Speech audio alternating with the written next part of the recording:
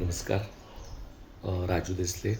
सर्व महाराष्ट्रातील आशा गट प्रवर्तकांना आवाहन करतो की 2025-26च्या PIPमध्ये ₹3,300 दर महिन्याला मोबाईलचा रिचार्ज भत्त्यासाठी तरतूद केलेली आहे, असं महाराष्ट्राच्या आयुक्तांच्या संदर्भात झालेल्या बैठकीत दोनदा आश्वासित केलेलं आहे.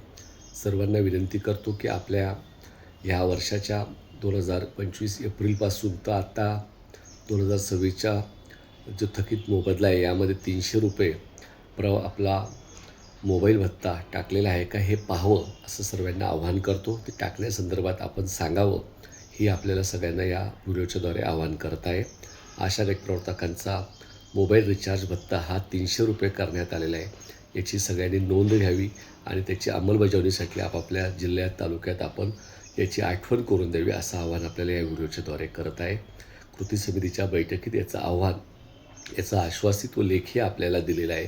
याची नोंद सर्व आशा गट प्रवर्तकांनी घ्यावी.